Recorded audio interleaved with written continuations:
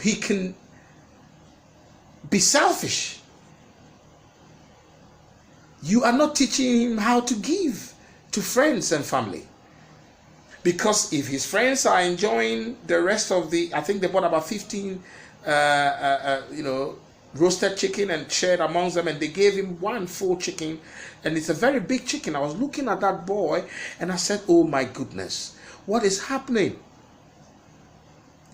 Some of you give so much money to your children to go to school.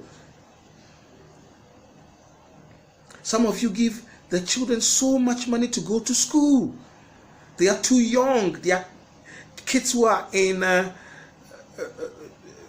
primary school, high school, day students. You give them $100, $50 worth of money. My son came to tell me, look, Daddy, this guy brings to school so much money. And I said, yes. Because the parents are crazy. And he laughed. He laughed. Yes, I tell him that because the parents are crazy. Let your children know other parents are going crazy. They are going nuts. What happens to teaching the children to live a life of modesty, to live a life of humility, to think of tomorrow, teach them the hard way, the hardships of life. Because all the stability will not be there forever. All this wealth, this riches will not be permanent. You may be rich, he will grow up, live his own life, and he may not be a rich man when you are far gone. And even if you leave all your riches, this is how he's going to spend it. He's going to blow it off. That's why a lot of rich people do not have legacy anymore, because they die and their children cannot manage themselves, because they've refused to teach them to learn things the hard way. My children are brought up well because, look, I came from that old school. My mom would share things for us. We ate together in one bowl. We learned how to share. We learned how to share. We learned how to give each other. And my mom taught us to eat everything. The good, the bad, and the ugly. Not because my dad was poor. Ironically, my dad wasn't poor. He had cars parked, Smith Motors. He had cars parked. Mr. Smith had cars parked all over in the house. Those of us who grew up with me in Tesano knows about this. My dad was rich. Sometimes I thought my mom was too hard on us. I didn't understand. Now I understand. Now I understand. So parents of our generation, stop pampering the children and giving them everything they need. Giving them monies, in so much money that they don't even need at the time, that they are too young to earn it. Look, my son is over 20 years old. If I give him so much money, sometimes he says, Daddy, I say, oh, you are grown. Until recently, my kids didn't know how to keep so much money on them.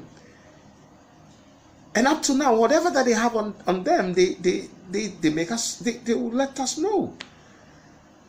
They're not stupid. They are not afraid. We are bringing them up in the right manner. Proverbs 22.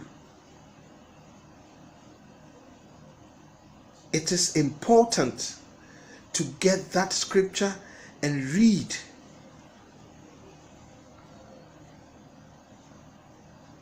It is very important. I am sad to see what is going on. The internet, young children on their phones, and there's no discipline. You go to homes and you're looking for... I visited a friend and the son came to open the door. He just opened the door and he did not even bother to say good morning, sir. "Oh, good afternoon, sir." He did not greet me. He just opened the door and said, "Okay, you want daddy?"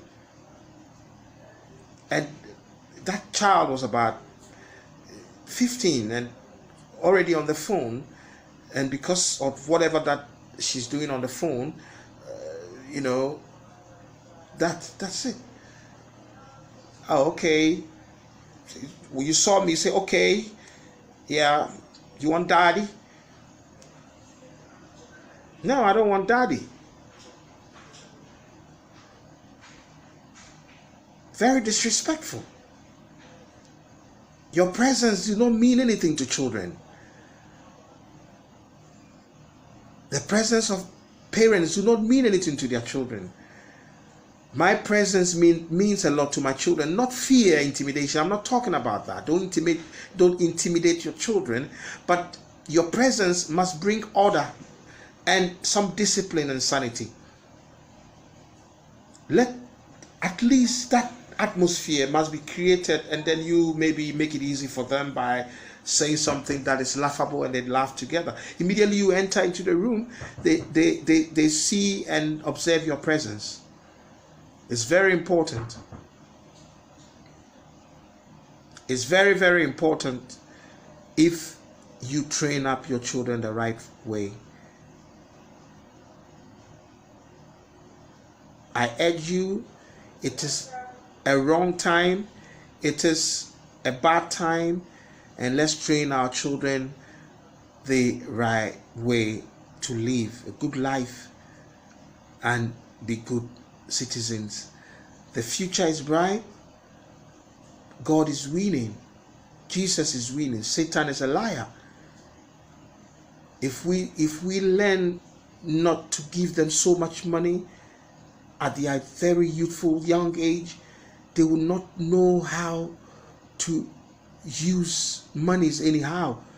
And some of them, do you know what they are spending? They are spending on drugs.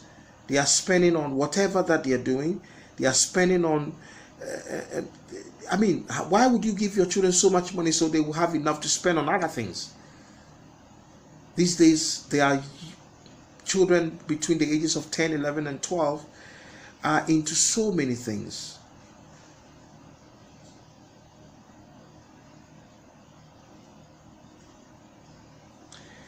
Let us not lose the battle already.